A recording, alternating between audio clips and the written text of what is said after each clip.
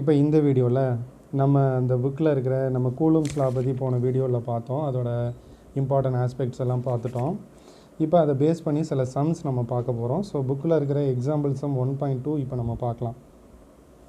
இப்போ நம்ம இந்த சம் என்ன அப்படின்னா, 2 சார்ஜஸ் கொடுத்துருக்குறாங்க. அந்த சார்ஜோட மேக்னிடியூட் வேல்யூ கொடுத்துட்டாங்க. இதை வச்சு அந்த ரெண்டு சார்ஜஸ் 1 மீட்டர் டிஸ்டன்ஸில் இருக்குது. அது ரெண்டுக்கும் இடையில் இருக்கிற ஃபோர்ஸ் எவ்வளவு அப்படிங்கிறத நம்ம கால்குலேட் பண்ணணும். நம்மளுக்கு 3 கேசஸ் கொடுத்துருக்குறாங்க. ஓகேவா? சரி, இப்போ ஃபஸ்ட்டு கேஸ் வந்து ரெண்டுமே சேம் கைண்ட் ஆஃப் சார்ஜ், ரெண்டுமே பாசிட்டிவ். ஒன்று 2 மைக்ரோகூலும், இன்னொன்று 3 மைக்ரோகூலும். இது ரெண்டும் 1 மீட்டர் டிஸ்டன்ஸில் இருக்குது. ஸோ இங்கே ஃபோர்ஸ் கண்டுபிடிக்கணும். செகண்ட் கேஸில் ரெண்டும் டிஃப்ரெண்ட் கைண்ட் ஆஃப் சார்ஜ். ஒன்று +2 மைக்ரோகூலும், இன்னொன்று -3 மைக்ரோகூலும். இது ரெண்டும் 1 மீட்டர் டிஸ்டன்ஸில் இருக்கிறப்ப ஃபோர்ஸ் எவ்வளோன்னு கால்குலேட் பண்ணோம். தேர்ட் கேஸ் வந்து அதே செகண்ட் கேஸ், பட் அங்கே டிஃப்ரெண்ட் என்ன அப்படின்னா மீடியம் சேஞ்ச் பண்ணியிருக்காங்க. வாட்டரில் இருக்கிறத எடுத்துக்கிட்டு இங்கே வந்து நம்ம என்ன பண்ணணும் அப்படின்னா ஃபோர்ஸ் எவ்வளோங்கிறத கால்குலேட் பண்ணணும். ஓகேவா? சரி, இப்போ இதுதான் கண்டிஷன்.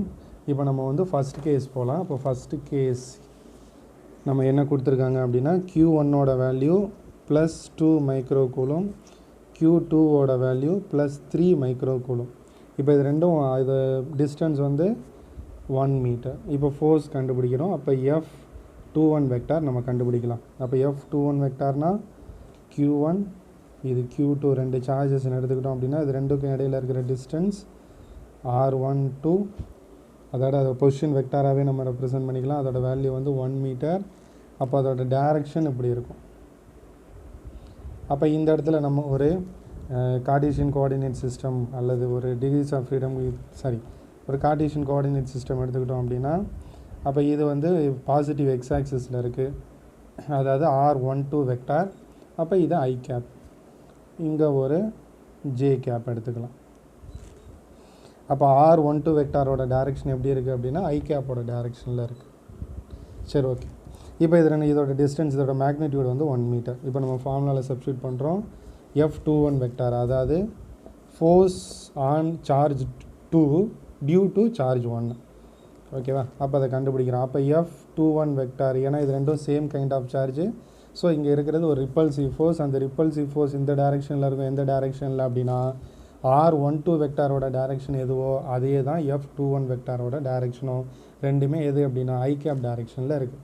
ஸோ ஃபார்முலா என்ன? K × Q1 Q2 divided by R12 square R12 gap.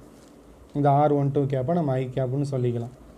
Okay, அப்போ ஃபார்முலா வேல்யூஸை சப்ஸ்டியூட் பண்ணுறோம். Kவோட வேல்யூ 9 × 10⁹ × Q1ஓட வேல்யூ 2 × 10⁻6 × Q2ஓட வேல்யூ 3 × 10⁻6. ஓகேவா? டிவைடட் பை டிஸ்டன்ஸ் வந்து எவ்வளவு அப்படின்னா 1 மீட்டர். So 1 square. அப்போ இங்கே டினாமினேட்டரில் 1 தான் இருக்குது. ஸோ நம்ம மேலே இருக்கிறத மட்டும் அப்படியே மல்டிப்ளை பண்ணிக்கிட்டால் போதும். அப்போ 3 × 2 6, 6 × 9 54 இன்ட்டு இங்கே 10⁻6 அப்போ -12 ஆயிரும். இங்கே ஒரு +9 இருக்குது. அப்போ 10⁻³ நியூட்டன். அப்போ F21 வெக்டாரோட வேல்யூ 54 × -3 நியூட்டன். அதோட டைரக்ஷன் வந்து என்னது? I cap. இப்போ F12 கண்டுபிடிச்சோம் அப்படின்னா, F12 வெக்டார் கண்டுபிடிச்சோம் அப்படின்னா, அதாவது என்னது? Force on Q1 due to charge Q2 அப்படிங்கிறது எவ்வளோ அப்படின்னு பார்த்தோம் அப்படின்னா, இங்கே எதுவும் மாறாது மேக்னிடியூடில். ஏன்னா ரெண்டத்தோட மேக்னிடியூடும் சேம் தான், டைரக்ஷன் மட்டும்தான் மாறும். அப்போ Q2 Q1 ரெண்டும் 1 மீட்டர் டிஸ்டன்ஸில் இருக்குது. அப்போ இது வந்து R12 வெக்டாரோட டைரக்ஷன். அப்போ Q2 Q1, அப்போ F12ங்கிறது இந்த டைரக்ஷனில் இருக்கும். F12 ஏன்னா force on charge 1 due to charge 2. அப்போ F12ஓட வெக்டார். அப்போ இது ரிப்பல்சிவ் ஃபோர்ஸ், இது அவே ஃப்ரம் Q1 இருக்கும். ஸோ இந்த டைரக்ஷனில் இருக்கும். அப்போ இப்போ ஃபோர்ஸ் வந்து F12 வெக்டார் எந்த டைரக்ஷனில் இருக்குது அப்படின்னா நெகட்டிவ் I கேப்பில் இருக்குது.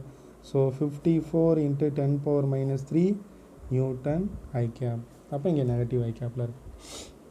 ஓகே, இது ஃபஸ்ட் கேஸ். செகண்ட் கேஸில் என்ன பண்ணியிருக்காங்க அப்படின்னா Q2ஓட சார்ஜ் அதோட சைனை மாற்றிருக்கிறாங்க. அது வந்து நெகட்டிவ் சைனில் இருக்குது. அது ஒரு நெகட்டிவ் சார்ஜ். அப்போ -3 மைக்ரோகூலும். அப்போ வேல்யூஸை சப்ஸ்டியூட் பண்ணும்போது நம்மளுக்கு என்ன கிடைக்கும் அப்படின்னா இதே தான் இப்போ நம்ம இங்கே வந்து டைரக்ஷனோட சப்ஸ்டியூட் பண்ணுறதுனால நம்ம என்ன பண்ணிக்கலாம் அப்படின்னா அதோட பொலாரிட்டியை உள்ள ஃபார்முலாவில் சப்ஸ்டியூட் பண்ணலாம். அப்போ இதே கேஸில் நம்ம இங்கே +3க்கு பதிலாக இங்கே மைனஸ்ன்னு சப்ஸ்டியூட் பண்ண போகிறோம். அப்போ மைனஸ்ன்னு சப்ஸ்டியூட் பண்ணால் ஃபைனல் ஆன்சரில் நம்மளுக்கு என்ன வரும்? -54 × 10⁻³ நியூட்டன் ஐ கேப். ஏன்னா இப்போ இது ரெண்டும் வந்து ஆப்போசிட் சார்ஜஸ். ஸோ இது ஒன்று அட்ராக்ட் பண்ணிக்கும். அப்போ அட்ராக்ட் பண்ணும்போது அப்போ இந்த இடத்துல டயக்ராம் எப்படி வரும்? இது Q1, இது Q2. அப்போ இங்கே R12 வெக்டாரோட டைரக்ஷன் இப்படி இருக்கும். ஆனால் இது அட்ராக்டிவ் ஃபோர்ஸுங்கிறதுனால அப்போ என்ன ஆகும் அப்படின்னா இது அட்ராக்ட் ஆகும். ஸோ இது வந்து ஆப்போசிட்டாக இருக்கும். ஏன்னா இது சார்ஜ் Q1 வந்து Q2வை அட்ராக்ட் பண்ணுது. ஸோ அது இந்த டைரெக்ஷனில் இருக்கும். பட் R12 வெக்டாரோட டைரெக்ஷன் அதுக்கு ஆப்போசிட்டாக இருக்குது. ஸோ இங்கே மைனஸ் சைன். இந்த ஃபோர்ஸ் ஆக்ட் ஆகிற டைரெக்ஷன் F21 வெக்டார் ஆக்ட் ஆகிற டைரெக்ஷன் வந்து நெகட்டிவ் ஐ கேப்பில் இருக்குது. இப்போ இதே இதை செகண்ட் கேஸில் அந்த இதில் வந்து நம்ம F12 வெக்டார் கண்டுபிடிச்சோம் அப்படின்னா இங்கே இருக்கிறதே தான். ஸோ இங்கே அந்த சைனில் நம்ம மைனஸ் சப்ஸ்டியூட் பண்ணும்போது அப்போ இங்கே என்ன ஆயிரும்? இது ப்ளஸ் ஆயிரும். அப்போ 54 × 10⁻³ நியூட்டன் ஐ கேப் அப்படின்னு வரும். இதுக்கான டயக்ராம் சிமிலர். அதாவது இந்த இது வந்து எப்படி இருக்கும்? இதுவும் R12 வெக்டாரோட டைரெக்ஷன் எதுவோ அதே டைரெக்ஷன் தான் F12 வெக்டாருக்கும் இருக்கும். ஓகேவா? அப்போ இது வந்து செகண்ட் கேஸ். அடுத்தது தேர்ட் கேஸ் வந்து மீடியத்தை சேஞ்ச் பண்ணியிருக்காங்க. அப்போ நம்மளுக்கு அந்த மீடியத்தோட பெர்மிட்டிவிட்டி வேல்யூ கொடுக்காம அதோட ரிலேட்டிவ் பெர்மிட்டிவிட்டி வேல்யூ கொடுக்குறாங்க. ஸோ நம்மளுக்கு என்ன கிடைக்கும் அப்படின்னா அப்போ நம்மளுக்கு தெரியும் ஃபார்முலாவில் ரிலேட்டிவ் பெர்மிட்டிவிட்டி εr = ε/ε0. ஓகேவா? இதுதான் ரிலேட்டிவ் பெர்மிட்டிவிட்டிக்கான ஃபார்முலா. இப்போ நம்மளுக்கு எப்சிலானோட வேல்யூ தான் வேணும். அப்போ எப்சிலான் வேணும்னா நம்ம என்ன பண்ணலாம்? εr × ε0. இப்போ ஃபார்முலா என்ன? அப்போ F force is equal to 1/4πε Q1 Q2 / R². இப்போ இந்த எப்சிலான். அப்போ இந்த எப்சிலானுக்கு பதிலாக நம்ம என்னன்னு சப்ஸ்டியூட் பண்ணலாம்? 1/4πε ε0 Q1 Q2 / R². இங்கே ஏன் நம்ம எப்சிலான் போட்டோம் அப்படின்னா இது வந்து வாட்டர், இது வந்து வேக்கம் கிடையாது. ஸோ வாட்டரோட பெர்மிட்டிவிட்டி வேல்யூ தான் இங்கே சப்ஸ்டியூட் பண்ணும். அப்போ εr × ε0. இப்போ இங்கே நல்லா கவனிச்சிங்க அப்படின்னா 1/4πε0 Q1 Q2 / R²க்கு நம்ம வேல்யூ ஏற்கனவே கண்டுபிடிச்சிட்டோம். இப்போ நம்ம அது கூட எதை மட்டும்தான் சேர்க்கணும் அப்படின்னா εr. இப்போ இந்த ஃபார்முலாவில் அப்போ நம்ம என்ன பண்ணால் போதும்? இங்கே கண்டுபிடிச்ச ஃபோர்ஸோட வேல்யூவில் இந்த εr வேல்யூவை டிவைட் பண்ணிக்கிட்டால் போதும். நம்மளுக்கு என்ன கிடச்சிரும்? வாட்டரில் அதோட ஃபோர்ஸ் எவ்வளவு அப்படிங்கிறது கிடச்சிரும். அப்போ F21 வெக்டார் = அதோட வேல்யூ கண்டுபிடிக்கணும் அப்படின்னா வாட்டர் மீடியத்தில் அப்போ நம்ம என்ன பண்ணால் போதும்? ஏற்கனவே நம்ம கண்டுபிடிச்ச அந்த வேல்யூவில் εr டிவைட் பண்ணிக்கிட்டால் போதும். ஓகேவா? அப்போ நம்மளுக்கு என்ன கிடைக்கும்? ஏற்கனவே நம்ம கண்டுபிடிச்ச வேல்யூ என்ன? 54 × 10⁻³ Newton divided by εr value 80. அப்போ இதை 80ஆல் நம்ம டிவைட் பண்ணும்போது நம்மளுக்கு என்ன ஆன்சர் வருது அப்படின்னா 0.675 × 10⁻³ நியூட்டன் ஐ கேப். அப்போ இது வந்து செகண்ட் கேஸ் அப்படிங்கிறதுனால அப்படியே நம்ம எடுத்துக்கலாம். இங்கே வந்து மைனஸ் வரும். அப்போ -0.675 × 10⁻³ நியூட்டன் ஐ கேப். அதுவே F12 வெக்டாராக இருந்தால் ப்ளஸ் 0.675 × 10⁻³ நியூட்டன் ஐ கேப். இப்போ இந்த தேர்ட் எக்ஸாம்பிள் நம்மளுக்கு ஒரு ஒரு முக்கியமான ஒரு விஷயத்தை நம்மளுக்கு சொல்ல வருது. என்ன அப்படின்னா அப்போ வேக்கமில் இருந்தப்போ அங்கே ஃபோர்ஸ் வந்து ரொம்ப அதிகமாக இருந்தது, 54 இருந்தது, 54 × 10⁻³ நியூட்டன். அதே ரெண்டு சார்ஜஸை நம்ம வாட்டரில் கொண்டாந்து வச்சதுக்கப்புறம் அதோட வேல்யூ 0.675 வந்துருச்சு. அதாவது அதோட அந்த ஃபோர்ஸ் வந்து ரொம்ப குறைஞ்சிருச்சு. ஓகேவா? ஸோ இதில் இருந்து தான் நம்மளுக்கு ஒரு நோட் ஒன்று கொடுத்துருக்குறாங்க நம்ம புக்கில். இது ஒரு இம்பார்ட்டன்ட் 3 மார்க் கொஷின், ரொம்ப ரொம்ப முக்கியமான கொஷின். வாட்டர் ஏன் நல்ல சால்வெண்ட்டாக இருக்குது? தண்ணி வந்து எல்லாத்தையும் அதால் கரைக்க முடியுது ஏன் அப்படிங்கிறதுக்கான ஆன்சர் இப்போ நம்ம கண்டுபிடிச்ச இந்த ஆன்சரில் இருக்குது. ஏன் அப்படின்னா அப்போ வாட்டரில் வந்து இப்போ ஃபார் எக்ஸாம்பிள் நம்ம சால்ட்டை கரைக்கும் போது சால்ட் ஏன் அதில் ஈஸியாக கரையுது அப்படின்னா அப்போ சால்ட்டுங்கிறது நத்திங் பட் NaCl.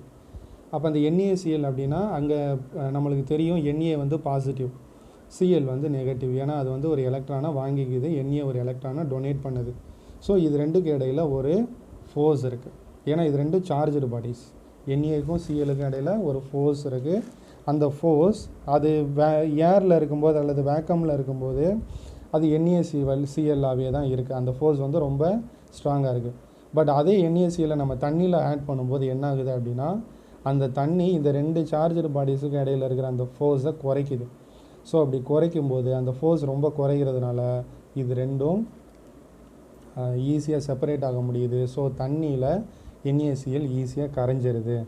அப்போ அந்த ஃபோர்ஸை வந்து இது குறைக்கிறதுனால, வாட்டர் வந்து குறைக்கிறதுனால நம்ம வாட்டர் வந்து எல்லாத்தையுமே, ஏன்னா இதோட ரிலேட்டிவ் பெர்மிட்டிவிட்டி வேல்யூ 80.